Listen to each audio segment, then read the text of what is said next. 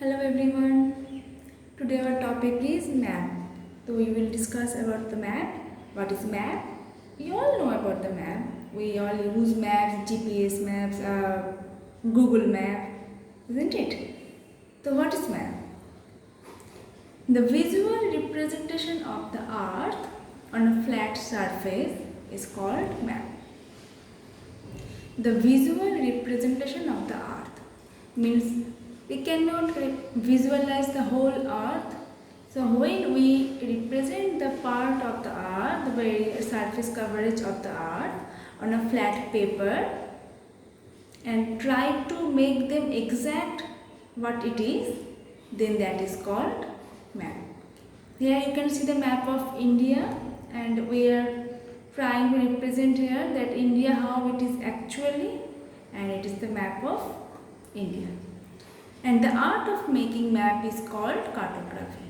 In which way, following the rules, we are going to make the maps. The art of making map is called cartography, and those who make the map, they are called cartographer. Okay.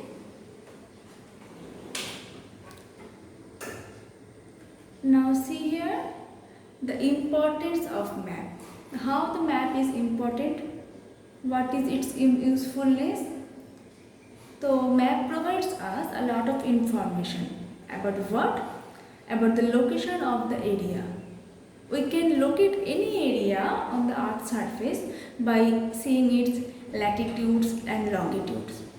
Okay, so by the space satellite or by seeing the maps, we can identify any area, or we can locate any area on the earth's surface by seeing its latitudes and longitudes.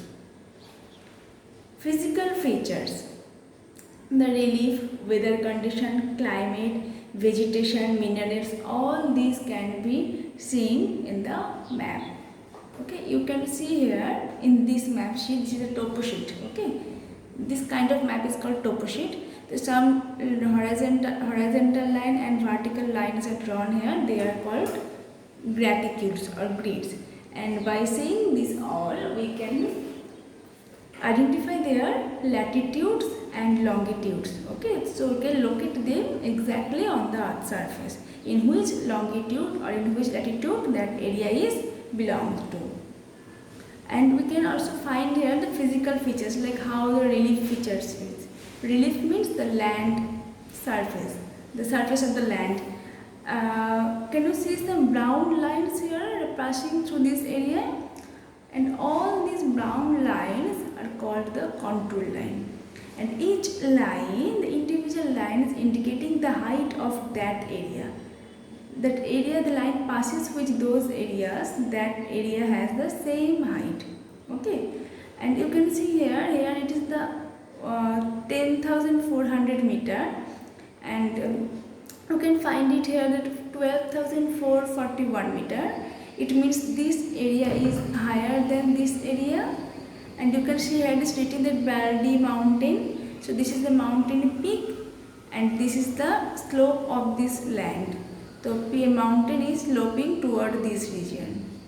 Okay, so we can imagine by reading this contour line that the relief features of that area, and these blue lines are the rivers passing through this region.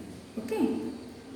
And these green patches are indicating the vegetation coverage.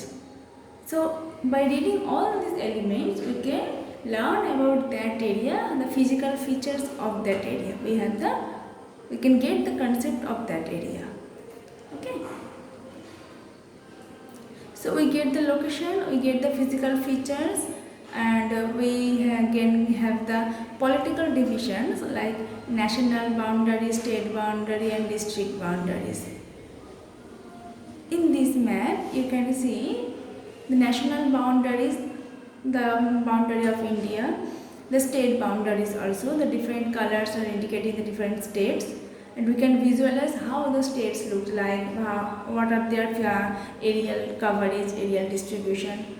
So we can have that assumption that how the country looks like, how the state looks like, how the districts looks like. Okay, so we can have all those boundaries by seeing this maps. And the social condition, that is the urban growth, railway, roads, communication system, industries, etc. We also can get all this information by seeing this map. You can see here in, not in this side, you can see here in this slide, see here the red lines are indicating the highway, the main road, okay, and these red boxes are indicating the settlement region. So this is a map of an urban region, and all the network of the roads and connection of the railway track. This is the railway track passing through this region. Settlement, very congested region, and we can have that assumption that this is the map of any urban settlement or any urban region. Okay. So map gives us all these informations about any area. Anywhere, hilly region, any village in a remote area in desert, we can get all the information by seeing any map. Okay.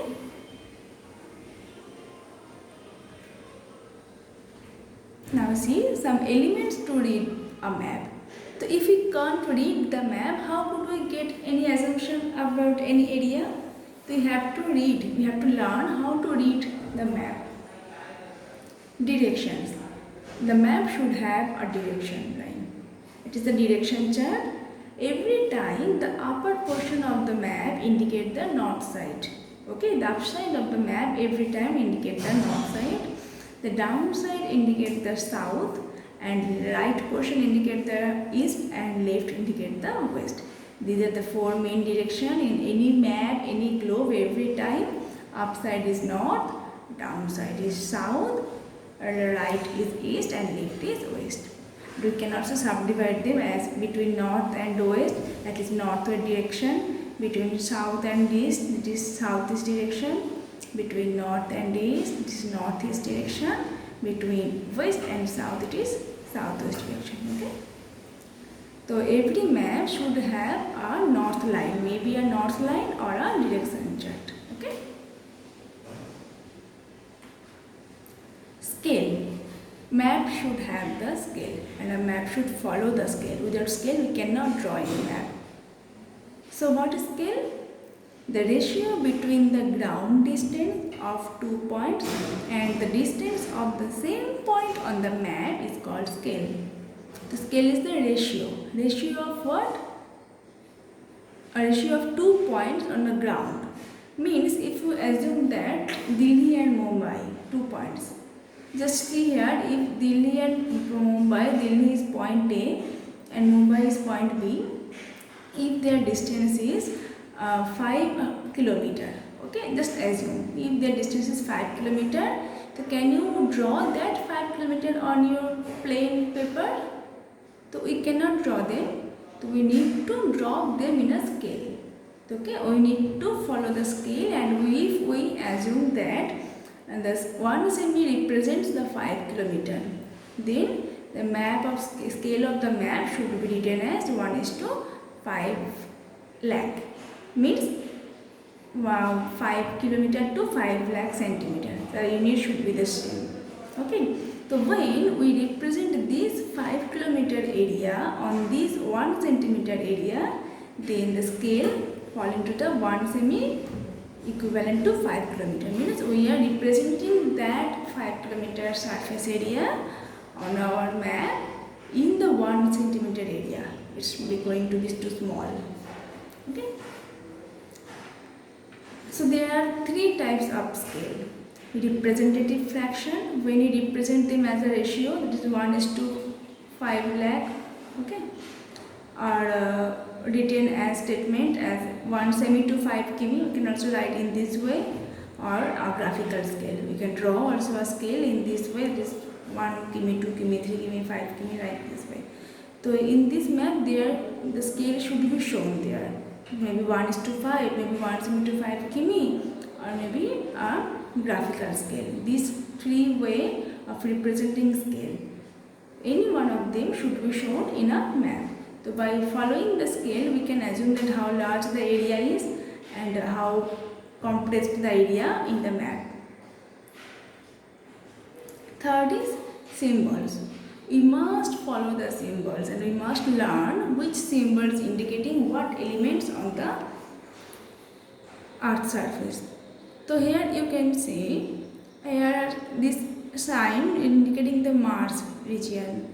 This is of coniferous forest. This is aqueduct, and this is the bridge. This symbol indicates the bridge. This is quarry. This is main road, the red line. This is the railway track. This is the braking line indicates the footpath. So there are so many symbols like this, and every symbol has the significance, and each symbol indicates the different elements on our earth surface. There are so many things on our land. So that is lighthouse, bridge, railway track, telephone wire, post office, thana, everything is there. But we need to learn that which symbol indicate what elements. Okay, if we learn them, we can identify them easily. Next is colors. Different colors are used on maps to show different items. Like blue color always indicate the water bodies. Every time blue color indicate the water bodies.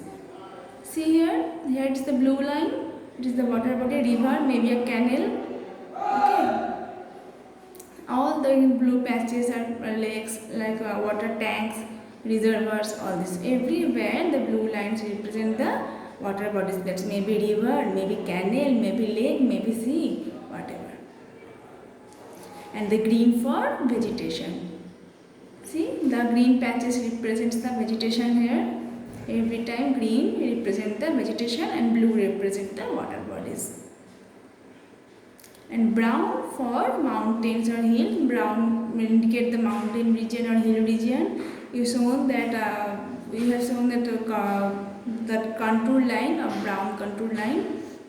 And yellow for plains. You can see it here, the yellow patches here, some small patches. So you can assume that this is a plain land, the map of a plain land where the communication grows very fast, and its urban growth is very high here. So the yellow patches representing the plain, the river passing through this region. So it's a map of urban settlement. Okay, and the red represents the plateau region. Okay. So in this map, these red lines are not representing the plateau. These are the roads. But when there is some red patches that represents the plateau region. Okay. So these are the main features of the map. So we need to learn about direction, about scale, about symbol and colors. If we learn them very accurately, then we can read a map very easily and we can have the conception about any area of the map. Okay. So this is our discussion on the map. Thank you. Bye.